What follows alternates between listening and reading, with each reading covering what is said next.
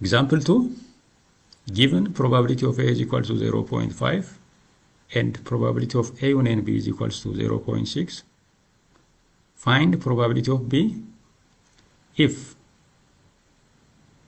A እና B mutually exclusive events ቢሆኑ B A እና B independent events ቢሆኑ probability of B ምን ይሆናል?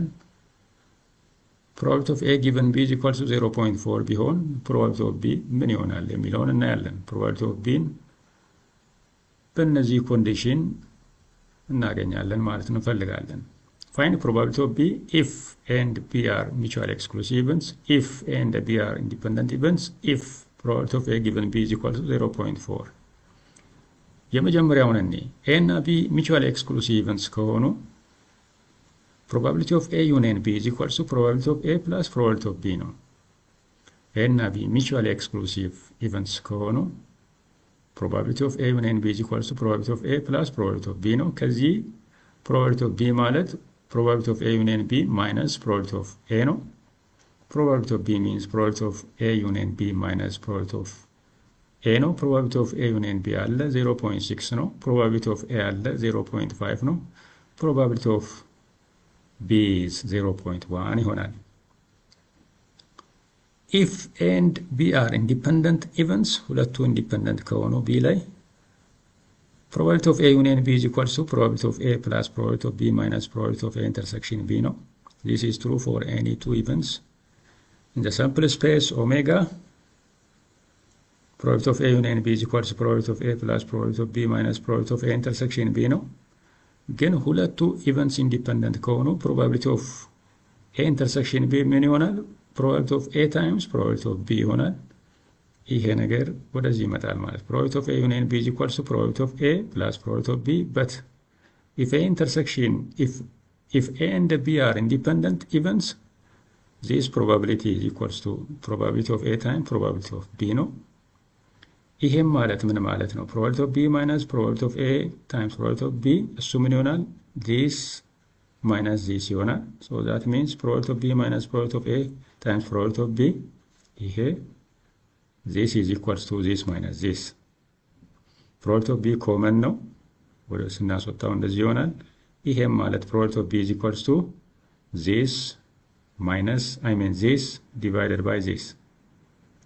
probability of A union B አለ 0.6 ነው። probability of A አለ 0.5 ነው። 1 minus probability of A 0.5 ነው 0.2 ይመጣል ማለት ነው። A እና B independent events ከሆኑ probability of B ማለት 0.2 ነው። A እና B mutually exclusive events ከሆኑ probability of B 0.1 ነው። if probability of A given B 0.4 ቢሆን probability of A ምን ይሆናል የሚለውን C እኔ probability of A given B is equals to by definition by conditional probability definition ይሄ ምን ይሆናል? probability of A intersection B over probability of B ነው። ይሄ 0.4 ነው ይላል። ይሄ 0.4 ከሆነ probability of A intersection B ምን ይሆናል? 0.4 times probability of B. probability of A intersection B is equal to 0.4 times probability of B. by definition probability of A given B is equal to probability of A intersection B over probability of B ነው። ግን probability of A given B ተሰጥቷል 0.4 ነው። ስለዚህ ከዚህ probability of A intersection B ማለት 0.4 times probability of B ነው።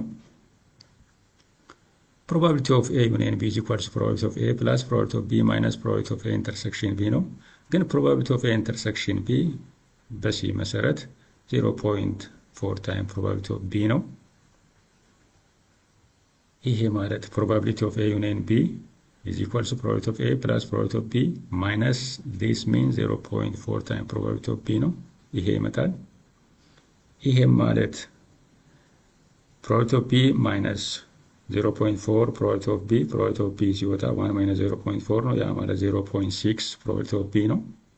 that is equals to this minus this one probability of A union B minus probability of A union B 0.6 ነው። ከዛ በፊት probability of B ማለት ይሄ ሲካፈል 0.6 ማለት ነው።